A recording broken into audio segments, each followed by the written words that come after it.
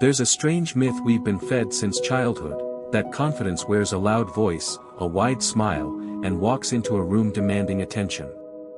That if you're quiet, you're weak. If you keep to yourself, you must be broken. But here's the truth no one tells you: silence can be lethal. Stillness can be strategic. And some of the most powerful people on this planet barely make a sound. Introverts aren't just quiet people. Real introverts, the kind who thrive in the shadows and sharpen their minds in solitude, are something else entirely.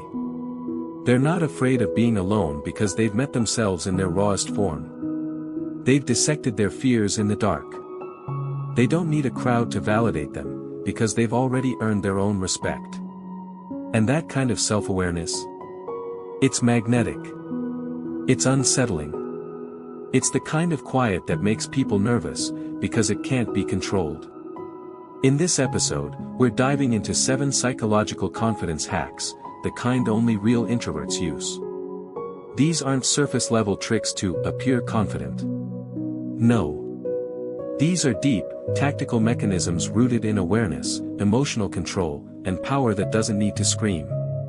If you've ever felt underestimated for your silence, or misunderstood for your solitude, this episode is your mirror. Because maybe, you were never shy. You were just learning to wield your quiet like a weapon. Let's begin. Hack 1, they use silence as a weapon. Real introverts know something the world often forgets: silence is never empty. It's full of observation, calculation, and control. In a world that overvalues noise, the one who stays quiet often holds the most power. While others rush to fill the air with words, introverts watch. They listen. They notice the tremble in someone's voice, the hesitation in a story, the way insecurity tries to hide behind arrogance. They see what others miss, because they aren't distracted by the need to be heard. Their silence sharpens their perception like a blade. This kind of silence is not passive. It's a deliberate strategy. It's the space between stimulus and response, where real power lives. In conversations, introverts don't interrupt. They wait. And often, their stillness makes people uncomfortable. Because silence is a mirror. It forces others to hear their own voices, confront their own chaos. And when someone doesn't react the way they expect, they lose control. That's when the introvert steps in, measured, precise, and in command. Silence also gives introverts an advantage most people never develop: internal clarity. They're not afraid of quiet because they don't run from themselves. In fact, they've made silence their home. They've used it to break themselves open, stitch their minds back together, and understand who they are without external noise. That kind of self-possession doesn't need applause. It doesn't need validation. It just is. And when an introvert speaks, finally, intentionally, people listen. Because in a sea of empty noise, their words hit like thunder. Silence, for the real introvert, is not a lack of confidence. It's the proof of it. Hack 2, they observe before they strike. True introverts are never in a rush to make the first move, not because they lack courage, but because they understand the value of information.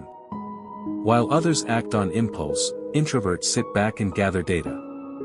Every word, every expression, every slip of the tongue, it's all part of the unspoken code they are quietly deciphering.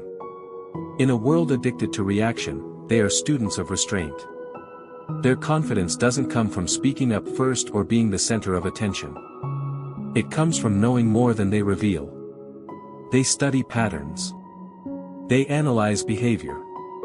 They let people talk, and in doing so, people unknowingly hand over their weaknesses. An introvert doesn't need to pry. You'll volunteer everything if given enough silence. And when the time is right, when they've collected enough insight to see through you, that's when they move. Not out of emotion, but out of certainty. Their actions are clean, strategic, and unshakable. It unnerves people. Because while others were busy trying to be noticed, the introvert was quietly building an advantage that can't be undone.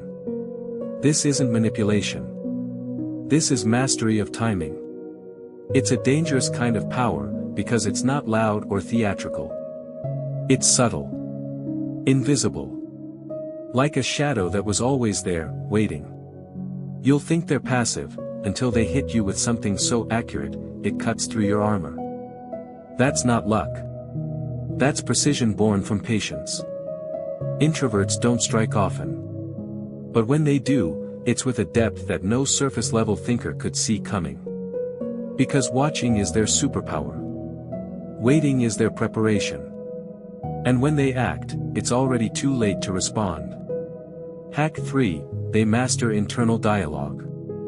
The loudest battles aren't fought in boardrooms or relationships, they're fought in the mind. And real introverts, the ones who have spent years in silence, know this better than anyone.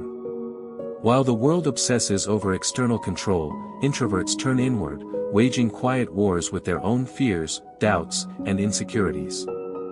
They don't silence the inner critic, they interrogate it. Where others run from discomfort, introverts walk into it with open eyes. They've had enough lonely nights, long silences, and quiet mornings to hear the full weight of their own thoughts. And somewhere along the way, they learned how to talk back. Not with empty affirmations or shallow positivity, but with brutal honesty. Clarity. Precision. They ask themselves, is this fear real, or is it old? Is this my voice, or someone else's expectation? Am I acting from truth, or from trauma? And slowly, their mind becomes a fortress. Not because it's flawless, but because it's familiar. They know its corridors. Its traps. Its weapons. So when anxiety creeps in or the voice of failure whispers again, they don't flinch. They've heard it all before. And they've survived worse. This internal mastery builds a confidence that's immune to noise. They don't need approval from strangers or applause from crowds, because they've already earned it in the hardest place, inside. That's the power of mastering your inner world. You stop being reactive. You stop giving your peace away to every opinion, every look, every judgment. You become dangerous, not because you're trying to be, but because nothing external can shake a mind that's already been through hell and come out speaking truth. So if you wonder why the real introvert walks with calm, it's not because life has been kind. It's because they've already made peace with the chaos inside. Hack 4, they use boundaries as armor. Real introverts don't just set boundaries, they weaponize them. To the untrained eye, a boundary looks like distance. Coldness. Maybe even arrogance. But to the true introvert, boundaries are the difference between survival and self-destruction. They're not a courtesy, they're a shield. A carefully measured wall between what they protect and what they refuse to tolerate. This is not about being rude. It's about being precise. You see, introverts have been drained too many times. They've given too much. Listened too long. Absorbed emotions that weren't theirs to carry. And at some point, they made a decision, never again. That's when the transformation begins, not into someone unkind, but someone unshakable. They no longer apologize for needing space. They no longer entertain chaos out of politeness. They no longer explain themselves to people who only listen to respond. Because every time they break their own boundary, they bleed a little. And they've bled enough. So they learn to say no without guilt. To walk away without warning. To disappear from the lives of those who confuse access with entitlement. Their silence is not emptiness, it's rejection of noise. And here's the part that unsettles people, the stronger their boundaries, the more powerful their presence becomes. Because in a world addicted to validation and constant connection, the person who controls access controls the game. Their time becomes sacred. Their attention, rare. And their energy? Untouchable. Not because they isolate, but because they know the cost of being too open. They've learned that giving everyone a seat at your table is the fastest way to starve your own soul. So they draw lines, and they enforce them like law. Not with violence. But with absence. That's the beauty of a boundary set by an introvert. You won't see the warning signs, but once it's crossed, the door doesn't reopen. Not because they hate you, but because they finally love themselves enough to protect their peace. Hack 5. They turn solitude into a training ground. To most, solitude feels like a void. An empty space. A punishment. But to real introverts, it's the arena. The lab. The hidden battlefield where the self is stripped down, rebuilt, and sharpened into something formidable. They don't fear being alone, they crave it. Not because they dislike people, but because solitude is where they meet the truest version of themselves. No noise. No expectations. Just the echo of their thoughts and the stillness of clarity. While others fill silence with distraction, introverts use it as resistance training. They study their patterns, confront their shadows, and rehearse how to move through the world without losing their center. When the world sleeps, they're alive, examining their weaknesses under a microscope, building mental frameworks brick by brick. They sharpen their thoughts like blades. They refine their emotional responses like warriors tuning reflexes. They become dangerous in the dark, not because they're plotting against others, but because they're mastering themselves. This solitude is not passive. It's rigorous. Intentional. A place of deep discomfort and deeper truth.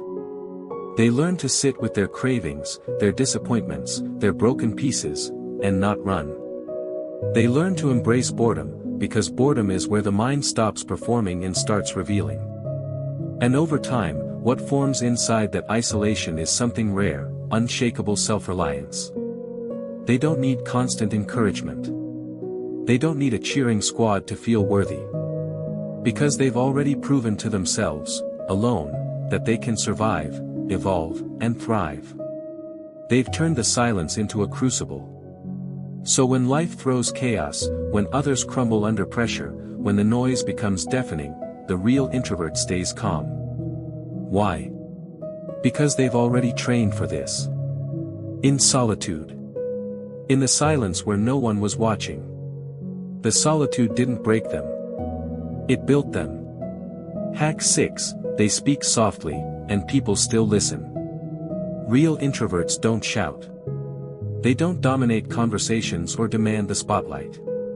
In fact, many people in the room might forget they're even there, until they speak. And when they do, everything shifts. Because real power doesn't need volume. These are the people who sit quietly, listening with intention, dissecting every word, every gesture. They observe the room like a surgeon studies anatomy, carefully, critically. They've learned that silence reveals more than noise ever could. And when they finally speak, it's with precision. They don't waste words. They don't speak just to be heard. Their language is deliberate, stripped of fluff and bravado. And that's why it lands so deeply. In a world addicted to shouting contests and empty charisma, the person who speaks softly, but with substance, becomes magnetic. People lean in when an introvert talks, not because the voice is loud, but because it's rare. It's earned. What makes them even more disarming is this: they're not trying to impress you. They're not selling anything. They're not performing. They're speaking because they've thought about it long enough to know it matters. And here's where the psychology turns dark: their softness disarms egos. Loud people underestimate them. Manipulators think they're easy targets. But what they don't realize is this: introverts have mastered the art of psychological judo. They absorb energy, deflect chaos, and then, when the moment is right, they speak with a clarity that cuts through the noise like a scalpel. That's what makes them powerful. Their words echo, not because they shout, but because silence preceded them. And in that silence, they gain something most people fear: clarity. You see, people don't remember everything you say. They remember how it made them feel. And when an introvert speaks, it's never random. It lands like truth, raw, precise, and hard to forget. They've turned soft speech into a form of psychological dominance. Not through control, but through mastery. Hack 7, they intimidate without intending to. There's something quietly unnerving about a person who doesn't need your approval, and introverts wear that like a second skin. They don't posture. They don't perform. They don't hustle to be liked. And that alone is enough to make insecure people feel deeply uncomfortable. Not because the introvert is trying to intimidate, but because they've detached from the very thing most people are addicted to, validation. It's psychological gravity. You feel their presence before they speak. You notice their calm when others panic. You sense their restraint, not out of fear, but out of control. That's what makes them so hard to read. So unpredictable. So quietly powerful. They walk into a room and don't need to dominate it. But somehow, they still command attention. Not with noise, with presence. That calm, unreadable demeanor. That's the kind of energy that throws manipulators off their game and makes narcissists twitch. Because they can't figure them out. They can't get a reaction. And that's terrifying. You see, most people operate on a feedback loop. They need facial expressions, nods, engagement. But the true introvert? They give you nothing unless it's earned. That unreadable face. That steady voice. That subtle stillness. It's not weakness, it's restraint. And restraint is intimidating when you're used to people over-explaining themselves out of fear. Here's the dark psychology of it. Unpredictability is power. When you can't tell what someone's thinking, when you can't anticipate how they'll respond, your brain scrambles for clues, and when it finds none, it panics. That's what introverts trigger without trying. Their quiet confidence forces people to look inward. And for many, that's deeply unsettling. They don't try to be mysterious, they simply are. Not because they're hiding something, but because they've outgrown the need to be understood by everyone. That's why their silence feels louder than most people's shouting. They've learned that real confidence doesn't chase approval, it radiates stillness. And stillness, in a world addicted to noise, is a threat. So no, they don't intimidate because they're aggressive. They intimidate because they're whole. And wholeness, in a fractured world, is rare. And rare things always feel dangerous. Confidence isn't always loud. Sometimes, it's the quietest presence in the room, the one that doesn't need applause, permission, or praise. Real introverts don't chase validation. They don't ask to be seen. And that's exactly why they're unforgettable. They've turned solitude into strength. Silence into strategy. Stillness into power. Their confidence doesn't scream, it lingers. It's not theatrical, it's surgical. Every move is intentional. Every word is earned. And in a world obsessed with overexposure, these are the ones who remain untouched. Unapologetic. Unshaken. So if you're one of them, one of the quiet ones, the deep feelers, the observers who speak in timing, not in volume, know this, your strength is not invisible. It's just misunderstood. And that's okay. Because power that doesn't need to be seen, is the kind that lasts. Until next time, stay sharp, stay still, and let your silence say everything.